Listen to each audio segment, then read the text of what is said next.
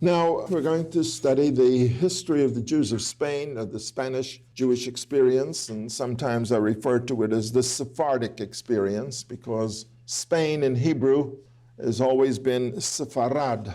That's the name of Spain in the Hebrew language. And the Jews who come from Spain are Sepharadim. You've probably heard that term. The Jews of Northern Europe are called Ashkenazim. Most of the Jews in the United States are children or grandchildren, or they are themselves Ashkenazim. But there are Sephardim here too who come from various communities. And we will learn in the course of this study the difference between the culture of the Jews of Sepharad, of Spain, and the culture of the Jews of Northern Europe. Spain, as you know, it's the westernmost country in the Mediterranean. The Iberian Peninsula is divided between Spain and Portugal. And if you've traveled there, you know that Spain and Portugal are separated by a mountain chain. And they were always facing in a different direction. Portugal is an Atlantic country, and its people are more Atlantic-oriented, as Spain is a Mediterranean country. The Romans took control of Spain and Portugal after the Second Punic War. The Punic Wars were three wars that were fought between the Romans and the Phoenicians. The Phoenicians had their main city and capital at a place which the Romans called Carthago, or we call it Carthage in English. And Carthage was situated right where Tunis is today. So it's in the center of the Mediterranean on the southern shore or the northern tip of Africa. The Carthaginians had built a great power base, and they controlled a large part of North Africa, as well as Spain, which they colonized. There are many inscriptions that have been found in Spain. By the way, just out of curiosity, the Carthaginians were Phoenicians.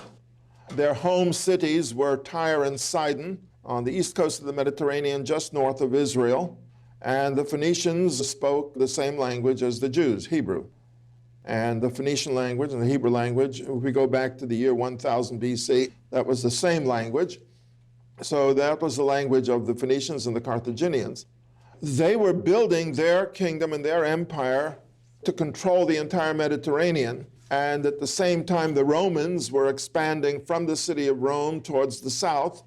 And eventually they came into conflict in a series of wars, which the historians call the Punic Wars. The word Punic derives from the Latin name Poini, which is Phoenician.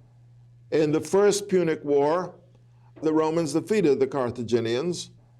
And it's one of these interesting scenes. If we read the history of the Punic Wars, we read these unexpected events that take place. The Carthaginians were the superior force. They had the greatest naval force. They had been masters of the sea for hundreds of years. And the Romans somehow figured out some clever tool, and bingo, they defeated the Carthaginians in the first Punic War. Carthaginians thought that they would then recoup and restructure, and they would this time defeat Rome. And you probably heard the story of Hannibal. Hannibal, the commander of the Carthaginian forces, who built up the armies in Spain and then marched with his army, including the horses and the wagons and the men and the elephants, from Spain through France, over the Alps and down into the Po Valley.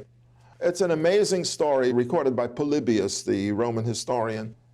And then at the Battle of Cannae, which was outside of Rome, the Carthaginians defeated the Romans. It was a smashing defeat. But the Romans didn't surrender.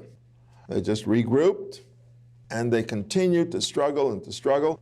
They conquered parts of Spain. Scipio Africanus in the year 202, this was 16 years after the war started, Scipio Africanus invaded North Africa, attacked the city of Carthage, which was the capital, defeated them at the Battle of Zama, and at the end of the Second Punic War, the Romans were in control of the Mediterranean. And then, of course, there came the Third Punic War, which was unnecessary, but that resulted in the destruction of Carthage. Now Rome controlled the entire Western Mediterranean from Italy over to Spain and Portugal, which they began to colonize, establish military colonies in various places. And they took over the city of Marseille in France, which was a Phoenician city. And they took over the city of what is now the city of Torrejon in Spain, which was an Etruscan city, which was conquered by the Phoenicians and then taken over by the Romans. I mean, these are very interesting clashes of powers at a certain time, but by the year 200 BC, the Romans were in control of the whole Western Mediterranean, and they colonized Spain and Portugal and parts of France. And now their power was well established. Then they began to move into the Eastern Mediterranean. And by the year 30 BC, the Mediterranean Sea had become a Roman inland sea. They controlled the entire Mediterranean Sea and Western Europe from the Euphrates River, which is the eastern boundary of Syria. From the Euphrates River, all the Mediterranean Sea and Europe, including Italy, of course, which was their home, and the Rhineland and France and Spain and Portugal. That was the Roman Empire at its peak at the beginning of the Christian era. And the Mediterranean Sea, by the way, was controlled by one power only at one time in history, and that's when it was under the Roman Empire and its Pax Romana, that is the peace that they imposed on the whole region. Rome now controlled the entire Mediterranean Sea and all of Western Europe and North Africa.